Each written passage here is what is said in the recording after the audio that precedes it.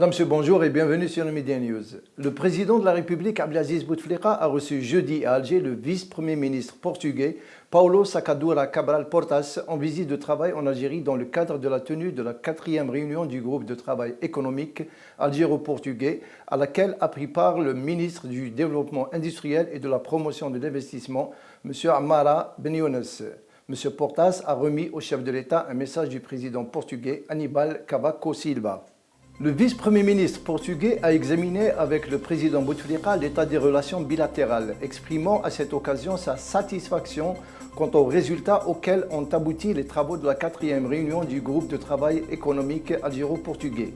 L'Algérie et le Portugal ont convenu d'approfondir leurs relations bilatérales avec la signature prochaine de 4 nouveaux accords de partenariat entre des entreprises algériennes et portugaises, notamment dans le domaine de la construction.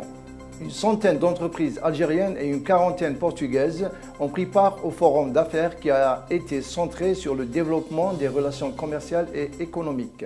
Le projet de décret exécutif relatif à la carte professionnelle du journaliste se trouve au niveau du secrétariat général du gouvernement, a indiqué jeudi à Mbouari le ministre de la Communication Abdelkader Msahel. Le projet a atteint une étape avancée et a été soumis au gouvernement, a affirmé M. Msahel au cours d'un point de presse improvisé à l'issue d'une visite de travail dans cette wilaya. Le ministre a mis l'accent sur l'urgence d'avoir un partenaire puissant qui favorisera un dialogue permanent et utile. Revenant sur la portée de la formation spécialisée qui vient d'être dispensée à des journalistes en matière d'activité parlementaire, M. Msahel a rappelé qu'une formation analogue, liée cette fois au secteur de la justice, sera ultérieurement organisée au profit des journalistes. Le ministre a également fait part de l'organisation prochaine de stages de formation dans les métiers de l'audiovisuel, caméraman et scénariste notamment. Il a indiqué dans ce contexte que des programmes de partenariat ont été établis avec plusieurs pays arabes et européens pour favoriser l'échange d'expériences entre différents médias. M. Msahel a indiqué que le désenclavement audiovisuel et télévisuel figure parmi les priorités de son département, avant d'insister sur l'importance des radios de proximité dans la sensibilisation des citoyens à la portée de la prochaine élection présidentielle. En Australie, presque 15 jours après sa disparition, il n'y a toujours aucune trace du Boeing 777. Les objets repérés par satellite à 2300 km de l'Australie n'ont pas été retrouvés par les avions et navires envoyés sur place. Cela fera 2 semaines samedi que le Boeing 777 de la compagnie Malaysia Airlines a disparu des radars peu après son décollage de Kuala Lumpur à destination de Pékin, le 8 mars, avec 239 personnes à son bord.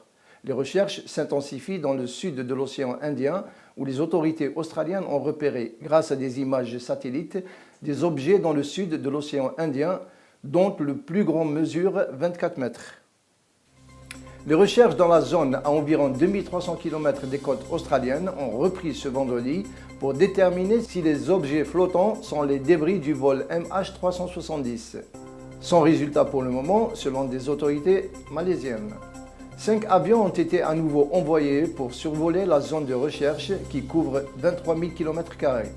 L'Agence australienne de sécurité maritime a précisé que 3 avions australiens P-3 Orion sont appuyés vendredi par un avion de recherche de la marine américaine, un P-8 Poséidon, et par un avion civil. Mais la zone à couvrir est très loin des côtes et chaque appareil ne peut effectuer que 2 heures d'observation avant de revenir à terre. En France, François Hollande a riposté jeudi aux critiques formulées par Nicolas Sarkozy envers l'État dans sa tribune.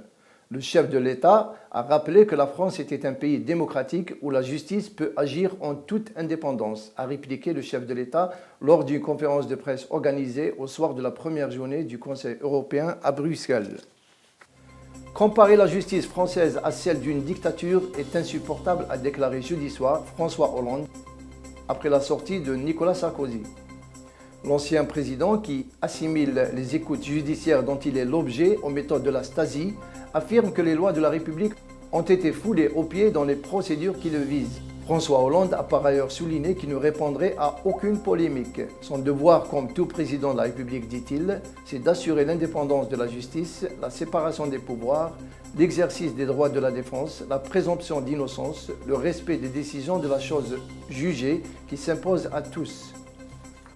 En Afghanistan, un raid d'un commando taliban contre un hôtel de luxe situé en plein cœur de Kaboul a fait au moins 8 morts, dont 3 étrangers et un journaliste de l'AFP. Dans la capitale afghane, à 2 semaines de la présidentielle, ont annoncé vendredi des responsables. 8 civils, 3 femmes, 2 étrangères, 3 hommes et 2 enfants ont été tués dans l'attaque terroriste contre l'hôtel Serena de Kaboul la nuit dernière, a indiqué le porte-parole du ministère de l'Intérieur, Sedir Sediri. Vers 20h30 local, les assaillants ont ouvert le feu sur des clients réunis dans le restaurant de l'hôtel, dont certains célébraient Nowruz, le nouvel an afghan, a déclaré le porte-parole du ministère afghan de l'Intérieur. L'assaut revendiqué par les talibans s'est terminé 3 heures plus tard lorsque les insurgés ont été abattus par les forces afghanes. Voilà, c'est la fin de notre flash. Merci de nous avoir suivis. Excellente journée à vous. Au revoir.